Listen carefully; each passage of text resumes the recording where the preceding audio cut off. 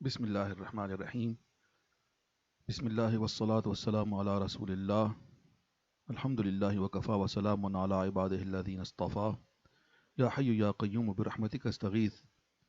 قرأت چوتھی مجلس کتاب فیوز یزدانی، آڈیو بک، چینل اوروفیس ٹی وی. وقت صبح، یوم یکشنبہ 10 شوال 545 ہجری، خانقاہ شریف. جناب رسول اللہ صلی اللہ علیہ وآلہ آلہ وصحابہ وسلم سے مروی ہے، آپ نے فرمایا کہ جس کے لیے خیر کا کوئی دروازہ کھولا جائے تو اسے چاہیے کہ اس کو غنیمت سمجھے، کیونکہ وہ نہیں جانتا کہ کب بند کر دیا جائے گا. صاحبو، خوش ہو اور غنیمت سمجھو زندگی کے دروازے کو جب تک کہ وہ کھلا ہوا ہے. وہ عنقریب بند کر دیا جائے گا. غنیمت سمجھو نیکوکاریوں کو جب تک کہ تم ان کے کرنے پر قادر ہو. غنیمت سمجھو توبہ کے دروازے کو اور اس میں داخل ہو جاؤ جب تک کہ وہ تمہارے لیے کھلا ہوا ہے. غنیمت سمجھو اپنے دیندار بھائیوں کی روک ٹوک کے دروازے کو کہ وہ تمہارے لیے کھلا ہوا ہے، اور نہ پھر کوئی بھی تم کو بدعمالیوں سے روکنے یا نصیحت کرنے والا نہیں. لوگو، بنا لو جو کچھ توڑ چکے ہو، دھو لو جس کو نجس کر چکے ہو، سنوار لو جس کو بگاڑ چکے ہو، صاف کر لو جس کو مقدر کر چکے ہو، اور لوٹا دو جو کچھ لے چکے ہو. اپنے فرار اور بھاگنے سے تائب ہو کر لوٹ آؤ اپنے مولا عز و جل کی طرف. اے صاحب زادہ، یہاں کوئی نہیں بجز خالق عز و جل کے، پس اگر تو خالق کے ساتھ رہے تب تو اس کا بندہ ہے، اور اگر تو مخلوق کے ساتھ رہے تب تو ان کا بندہ ہے. تجھے واعظ بننا زیبا نہیں جب تک کہ اپنے قلب کی حیثیت سے بیابان اور جنگل و میدان قطع نہ کرے. اپنے باطن کے اعتبار سے سب کو چھوڑ نہ دے. کیا تو نہیں جانتا کہ حق تعالیٰ کا طالب سب سے مفارقت اختیار کرتا ہے؟ یہ بات یقینی ہے کہ مخلوقات میں سے ہر چیز بندے اور اس کے خدا کے درمیان پردہ ہے. پس وہ جس شے پر بھی ٹھہرے گا وہ حجاب بن کر اس کو چھپا لے گی. صاحب زادہ، کاہل مت بن، کیونکہ کاہل ہمیشہ محروم رہتا ہے اور پشیمانی کی رسی اس کی گردن میں ہوتی ہے. اپنے اعمال کو عمدہ بنا کہ حق تعالیٰ تجھ پر دنیا و آخرت کی سخاوت فرمائے گا. ابو محمد عجمی رحمۃ اللہ علیہ کہا کرتے تھے کہ اے میرے اللہ، ہم کو اچھے اعمال والا بنا دے. اگرچہ عجمی ہونے کے سبب یہ لفظ ان کی زبان سے اچھی طرح ادا نہ ہوتا تھا، مگر مطلب یہی تھا کہ جس کو صاحب ذوق پہچانتا ہے. مخلوق کے ساتھ خوبی سے میل جول رکھنا اور ان کی موافقت کرنا اچھی بات اور مبارک ہے، بشرطے کہ شریعت کی حدود اور اس کی رضا کے ساتھ ہو. لیکن اگر اس کی حدود میں سے کسی حد سے تجاوز یا شریعت کی ناراضی لازم آئے تو اچھی نہیں، اور نہ ایسوں کی کوئی عزت ہے. طاعتوں کے مقبول اور مردود ہونے کی علامتیں ہیں جن کو صفائی اور بزرگی والے پہچان لیتے ہیں. صاحب زادہ، دعا کا جال کھڑا کر اور رضا کی طرف لوٹ، یعنی دعا مانگ مگر ملنے اور نہ ملنے پر بہرحال راضی رہو.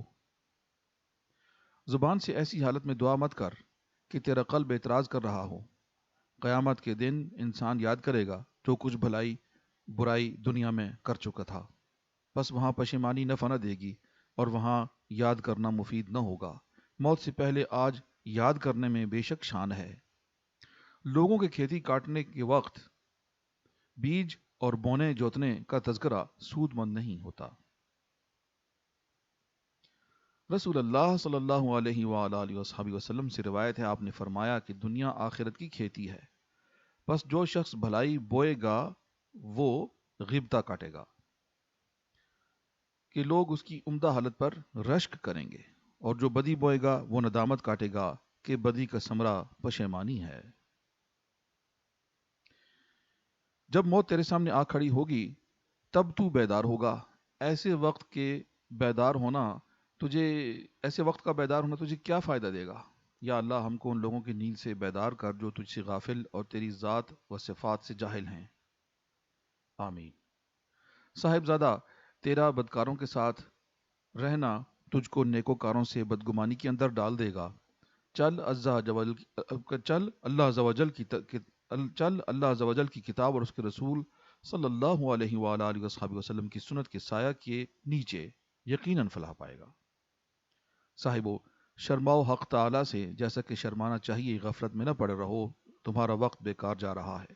تم مشغول ہو ایسی چیز کی جمع کرنے میں جس کو کھا نہ سکو گے، آرزو رکھتے ہو ایسی چیزوں کی جن کو پا نہ سکو گے، اور تعمیر کرتے ہو ایسے مکانات جن میں رہ نہ سکو گے۔ یہ ساری چیزیں تم کو تمہارے رب کے مقام سے محجوب کرتی ہیں۔ اللہ عز و جل کی یاد اہل عرفان کے دلوں میں خیمہ لگاتی اور ان کو گھیر لیتی، اور ہر مذکور کی یاد ان کو بھلا دیتی ہے۔ بس جب یہ حالت کامل ہو جاتی ہے تو اب جنت ٹھکانہ ہے۔ ایک جنت نقدن نقدن، اور دوسری جنت وہ جس کا وعدہ ہے۔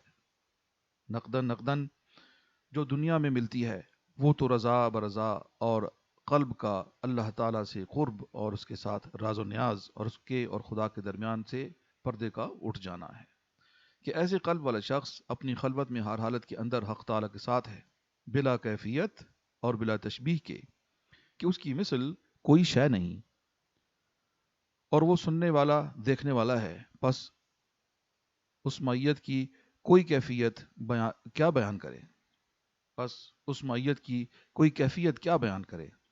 اور جنت موعودہ وہ جس کا حق تعالیٰ نے اپنے بندوں سے وعدہ فرمایا، اور حق تعالیٰ کریم کا دیدار بلا حجاب، کوئی شبہ نہیں، کوئی شبہ نہیں کہ خیر و خوبی ہر قسم کی اللہ کی طرف سے ہے، اور برائی و شر دوسروں کی طرف سے۔ اس کی طرف متوجہ ہونے میں خیر ہے، اور اس سے روگردانی میں شر۔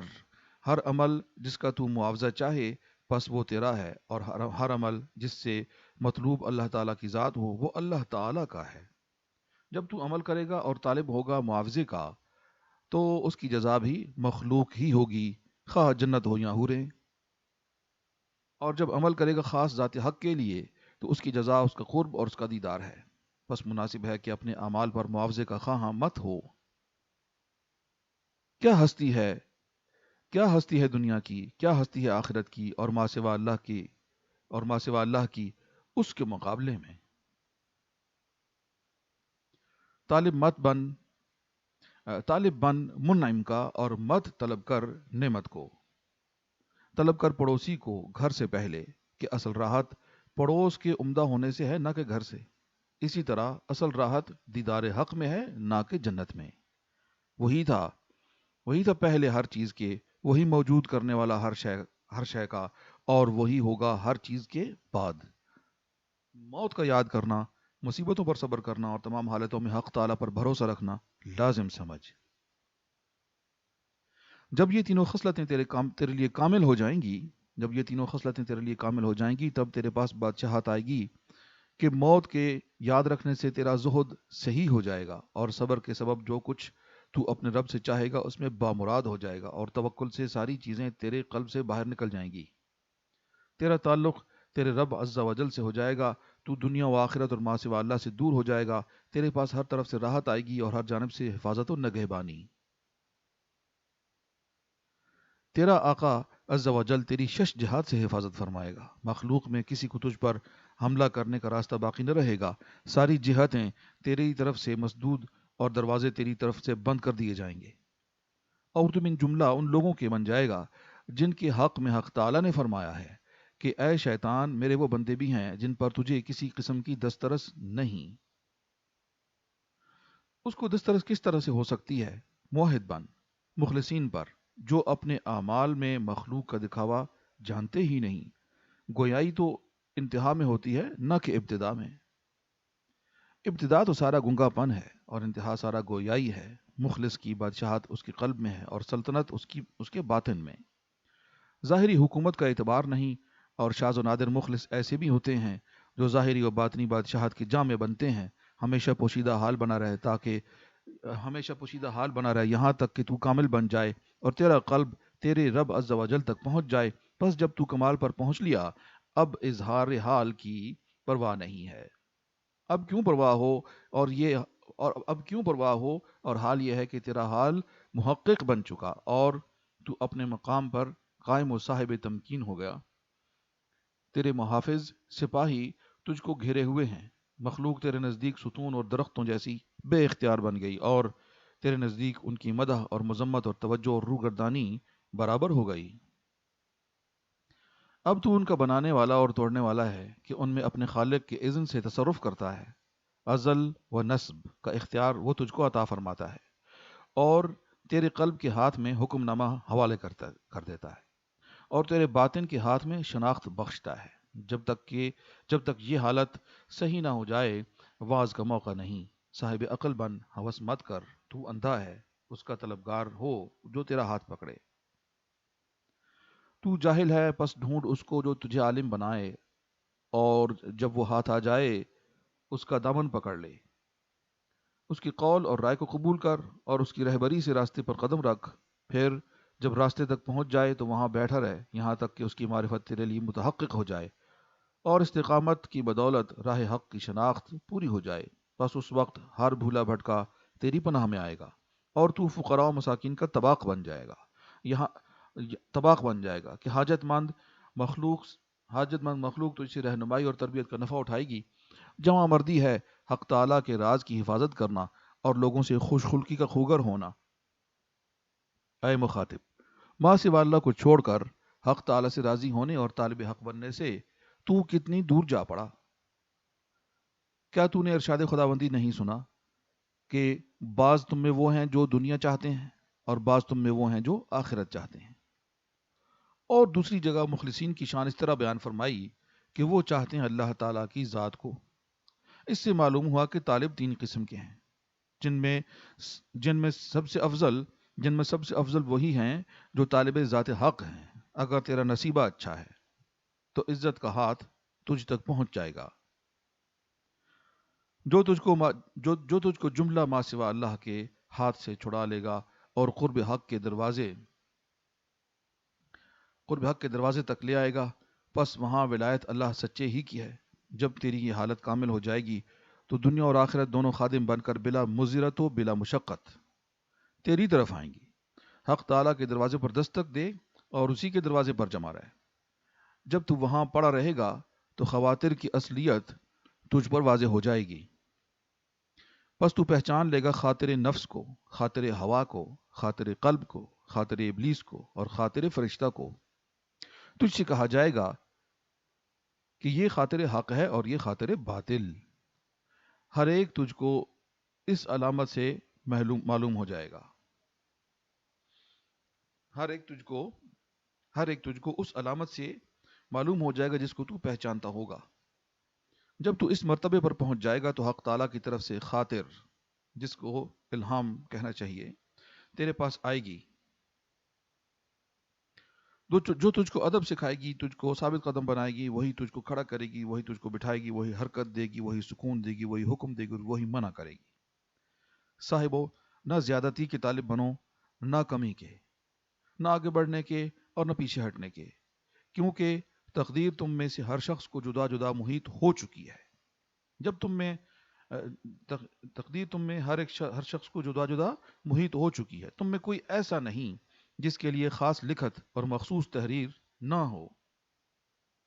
جناب رسول اللہ صلی اللہ علیہ وآلہ وصحابہ وسلم نے فرمایا ہے کہ تمہارا رب فراغت پا چکا پیدائش اور رزق اور مدت زندگی سے، خشک ہو چکا قلم اس سے جو ہونے والا ہے، فارغ ہوا حق تعالی ہر شے کی لکھت سے، اس کی تقدیر کی لکھت سابق ہے، لیکن بعد میں امر و نہی اور الزام نے ان کو پردہ اڑا دیا ہے۔ کسی کو خبر نہیں کہ اس کی تقدیر میں اطاعت لکھی ہے یا معصیت۔ پس کسی کو جائز نہیں کہ حکم پر حجت پکڑے پہلی لکھت سے، اور یوں کہے کہ جب میں نے اسی کے موافق کیا جو میری تقدیر میں میری پیدائش سے پہلے ہی لکھ دیا گیا تھا، تو پھر سزا کیوں دی جاتی ہے؟ بلکہ یوں کہنا چاہیے کہ حق تعالیٰ سے اس کی باز پرس نہیں ہو سکتی۔ یہ کہنا چاہیے کہ حق تعالیٰ سے اس کی باز پرس نہیں ہو سکتی، وہ جو کرے، اور لوگوں سے پوچھ ہوتی ہے۔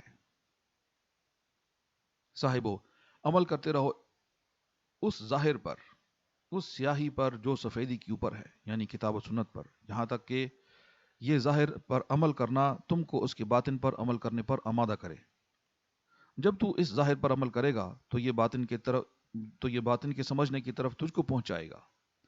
بس اول سمجھنے والا تیرا باطن ہوگا، اس کے بعد قلب تیرے نفس پر القاء کرے گا، اور نفس زبان پر، اور زبان مخلوق کو سنائے گی، اور مخلوق تک ان باطنی مضامین کا پہنچنا ان کی مصلحتوں اور منفعتوں کے لیے ہوگا۔ ان باطنی مضامین کا پہنچنا ان کی مصلحتوں اور منفعتوں کے لیے ہوگا۔ مبارک ہو تجھ کو اگر تو نے موافقت کی حق تعالیٰ کی اور اس کو محبوب سمجھا۔ افسوس ہے تجھ پر، دعویٰ کرتا ہے اللہ عز و جل کی محبت کا، کیا تجھے معلوم نہیں کہ اس کی شرطیں بھی ہیں؟ بس اللہ کی محبت کی شرائط میں سے یہ بھی ہے کہ اس کی موافقت ہو اپنے نفس کے بارے میں اور دوسروں کے بارے میں۔ اس کی شرائط میں یہ بھی ہے کہ ما سوا اللہ سے سکون نہ پائے اور اللہ ہی سے انس رکھے اور اس کے ساتھ وحشت میں نہ پڑے۔ جب اللہ کی محبت بندے کے قلب میں ٹھہر جاتی ہے تو وہ اس سے مانوس ہوتا اور اس ہر چیز کو دشمن سمجھنے لگتا ہے جو اللہ کی طرف سے غافل بنا دے۔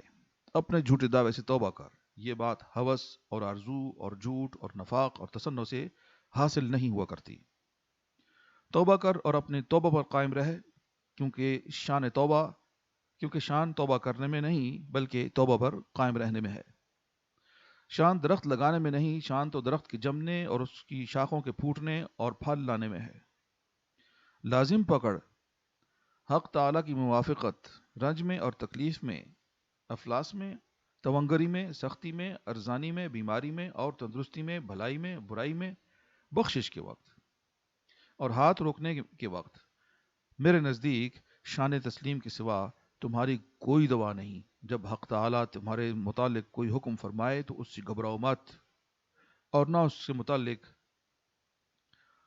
اللہ سے نزاع کرو اور نہ اس کی دوسروں سے شکایت کرو، کیونکہ اس سے مصیبت اور بڑھے گی، بلکہ سکون و خاموشی و خمول اختیار کرو۔ جمے رہو اس کے حضور میں اور دیکھتے رہو کہ وہ تمہارے اندر اور تمہاری بابت کیا عمل فرماتا ہے۔ بس خوش ہو اس کے تغیر و تبدل پر۔